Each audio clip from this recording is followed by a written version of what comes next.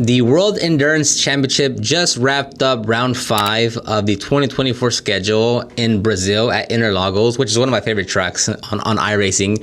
And we're now moving to round 6 of the schedule at Circuit of the Americas. And the reason why I wanted to make this video is I saw some people comment on WEC's Instagram post of like, hey, what happened to Sebring? Hey, is Sebring ever coming back?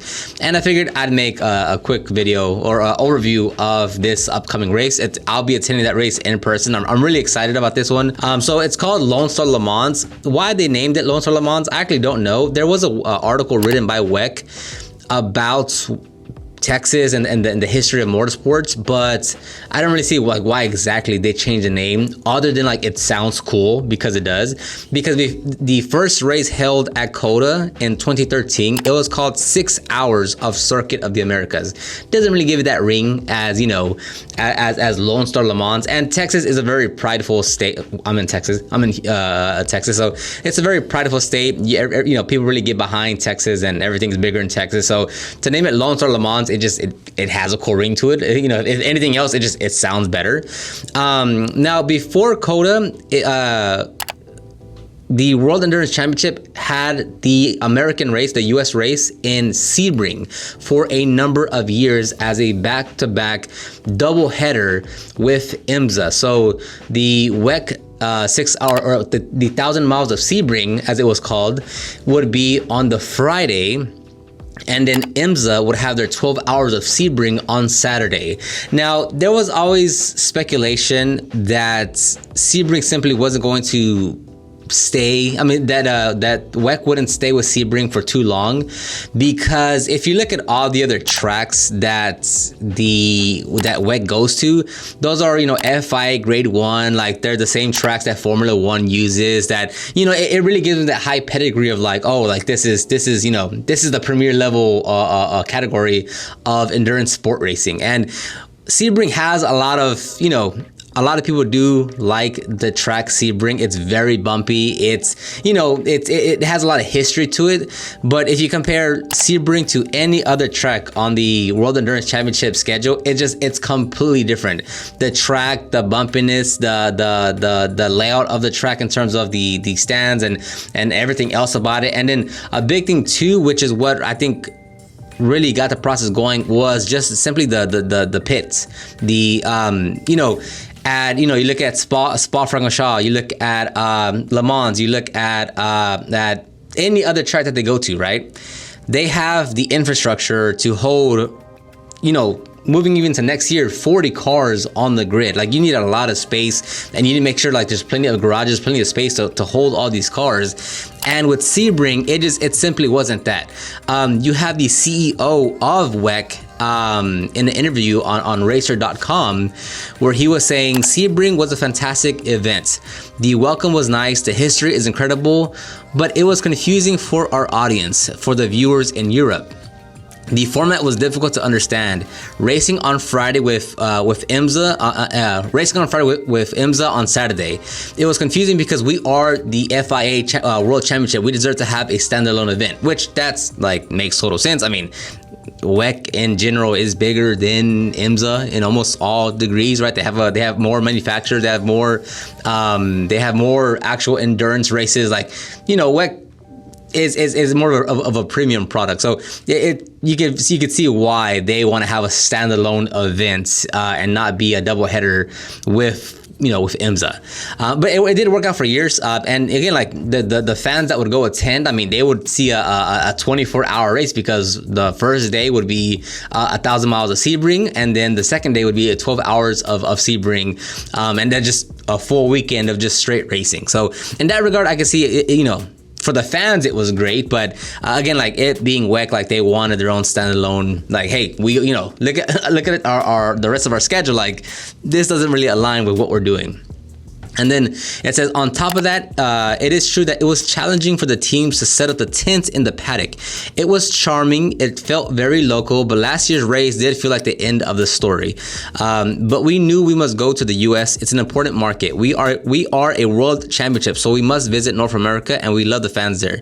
We evaluated various circuits and looked at which tracks could welcome the WEC with enough garages with F1 slot infrastructure or close to it.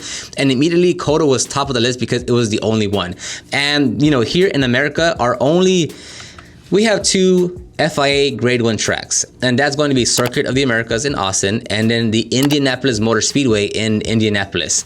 But you don't really, Indianapolis Motor Speedway hosted races back in 2000 and whatever it was, F1 races, but you don't really associate that track with F1 or with World Endurance Championship.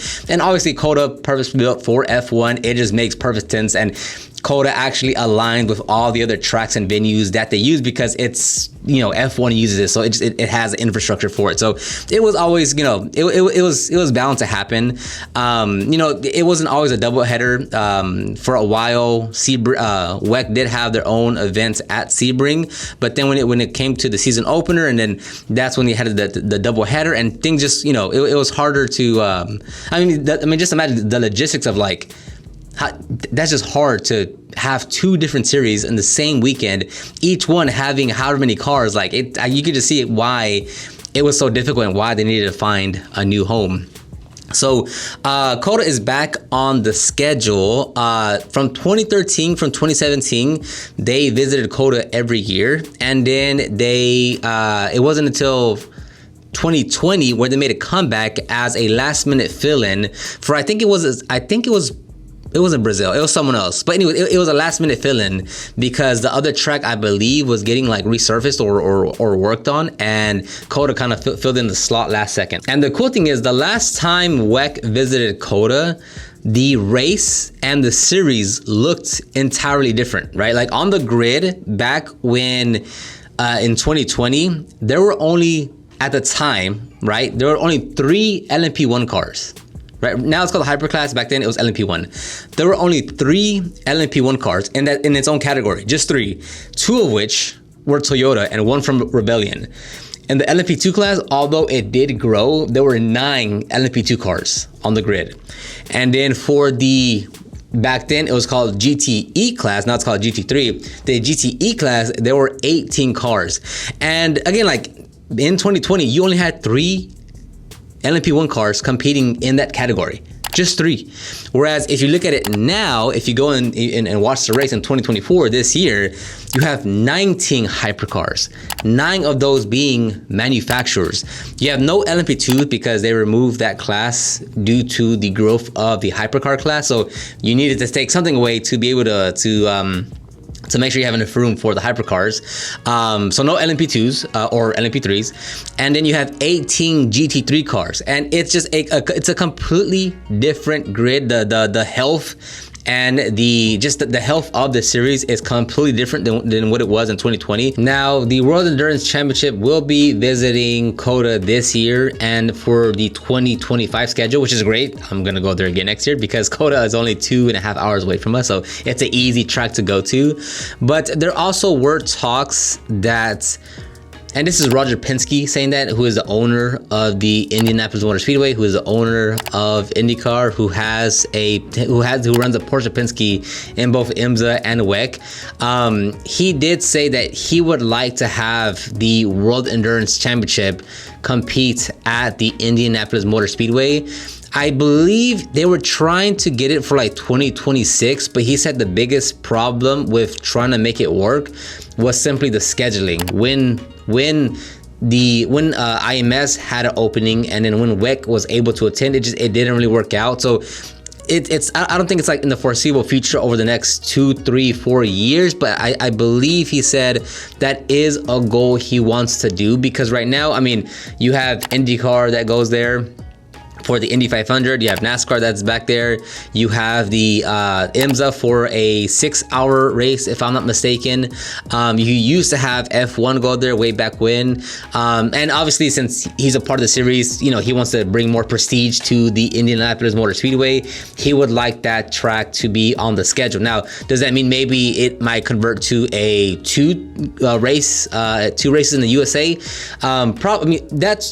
That's something that the World Endurance Championship is always battling, because you don't have the same resources or funds as you do in F1, where yes, they're traveling, but that's why they haven't added, they haven't gone to a 12 race schedule, because they have to really balance out the cost of all these teams going all the places, the tracks, the venues, the sponsors, because it is a growing series. There are a lot more manufacturers. There are more teams that want to get in. There is more growth, but you also have to manage that to not and not get overconfident and be a little too greedy to say, oh, let's add more tracks and you know, cause more strains to the teams and the manufacturers and the resources that we have. So I don't know about it being, you know, 2 races in the US, but that is something that Roger Penske did say he would like to do in the future.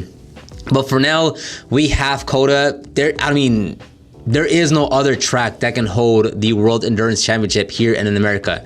The only other one that I could think that could even so slightly maybe, but not really, is Road America. I think that's like the only other one. Thinking about it as far as the pit lane and the paddock, I think it's Road America could be the, and even then it's still the same problem with Sebring, where like it still feels very local. You don't have garages, they're just tents. The reason why I say Road America is because it's the biggest track that we have in terms of length, and then just the pit lane. But aside from that, I mean, you only have but 1, maybe 2 options, and that's with COTA and Indianapolis Motor Speedway. But personally, I mean, I would love for them to stay at COTA, just because COTA is like the, you know, track to go to in America because it hosts F1 and such. So anyways, that is just a quick overview of this race that's coming up next month. I'm super excited about it. I will be there in person, and I will for sure be there in person next year as well.